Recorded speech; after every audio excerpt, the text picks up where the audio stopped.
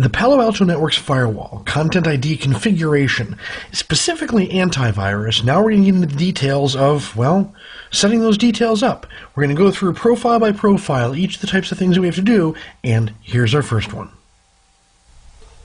So there's a few things in order to kind of set all this up that we really want to get into, and I want to check things out first. Okay? So really, and this is kind of the first time that we need to do this. So going onto my device tab, and more specifically going down to licenses, should be down here at the bottom, there we go. What I want to do is verify that I have the proper licensing on here in order to, well, do my antivirus stuff. Okay, so specifically that would be my threat prevention right here. So notice that it says antivirus, anti-spyware, and vulnerability protection. So we're going to have the same place to check really for all three of these things on here just to make sure that we have our licensing set up. The next piece out of that puzzle, of course, is remember all of these things require updates. Okay, so if you need to, by the way, you can retrieve new license keys or manually add one. But we're all set here license-wise. The updates, right up above licenses right here, dynamic updates, is where we're going to find really everything, all of the updates that we can have on there. What we see here is not complete. Okay, so now that we've validated our licenses, and this may be just kind of an order of operations for you, if you didn't have a license on here before, but you've even been to this page and updated it and all that jazz, you won't have what you're looking for. Once your licenses are updated and the system knows, hey, I've got everything, or I've got all these different things that I can handle, whatever the details happen to be, then they will show up appropriately. So with that, let's go ahead and click on Check Now. And it'll take just a second to look for any new content that happens to be on the server there, and we should see our screen update with a bunch of information. Okay. So, well, not a whole lot of information, but we see what we have on here. Right now, we have no Global Protect information out there. We've got no wildfire information. We haven't downloaded anything in any event, but we don't have everything that we need. I will file this in the good to know category, by the way. Your applications and threats needs to be installed before the antivirus portion will show up. But in any event, once we do that, your Check Now, of course, gives you the most current things on here. Once I get to this page, this is really where I want to do kind of a lot of things for scheduling. Okay, so antivirus part in particular is what we're dealing with right now. All you do is just click right here on the schedule, because right now there is none.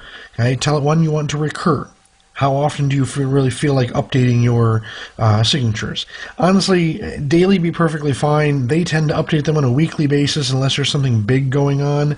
I guess you could do it hourly if you really felt like it. I wouldn't stress out the machine quite that much for these, but it's always entirely up to you. Just pick a time. Again, I would pick something middle of the night. Watch your traffic patterns, whatever happens to make sense. I would click on a download and install. Again, just kind of passing that information on to you. So click OK once you have that. It'll tell you what you have. So every day, 1 a.m., download and install. Right now, we don't have anything on here because the initial one had not been done. So we can go ahead and manually click on the download icon right there. And it will give us a second. Okay. So it goes out to the server. We'll download the current file in there. Once we get back with it, it's going to not install it automatically, even though we did tell it to. That was part of the scheduled routine. So right now, we're simply manually downloading it. We will then have a new link for us to actually install it. Okay, so successfully downloaded. Good to go on that. As this refreshes, notice this now changed to install. You can look at the release notes, by the way, if there's anything of use that you happen to want. It just goes through all the list of new signatures, all the things that happen to be on there. If you're a server guy or a virus guy or looking for something in particular, this is great information. Beyond that, I don't know. I kind of chalk it up as it's a lot of information that I don't need to look at. So, beyond that part, go ahead and click on Install, and it'll go ahead and put this on there. So at least we will be current for where we're at with it.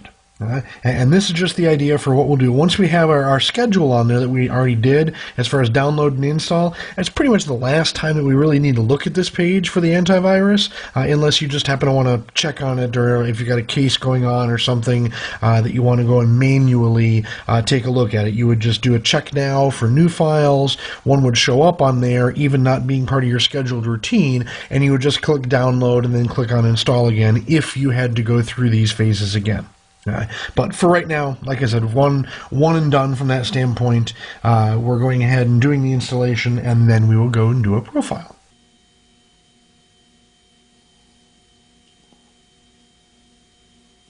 Okay, so all completed successfully on here. We're good to go. Now, at this point in time, now where were our profiles again? Okay, now policy is where we're going to put them, but the profiles are actually under My Objects tab. Okay, so security profiles down here, just click on antivirus, and a place to start. There is a default one put in there. Some of them, depending on which protocol that we're talking about, which decoder we're talking about, are going to be set to block. Some of them are going to be set to alert. So if I want to apply my default one, I can certainly go ahead and do that. In my case right here, I'm going to go ahead and add one. And if we did this, so let's say users no AV, whoops, AC. If they have no air conditioning, we want to do this too. So no antivirus. So let's assume that we don't really have any protection on a per user basis. Okay? We can go ahead and enable packet capture for the stuff that we see. But what I'll do is go on here and make sure that we just change everything to block. Now with the default block, you could have left alone. I like to do it to go ahead and set it on here. And hang on a second, and I'll show you exactly why. And wildfire action, we can have that as well.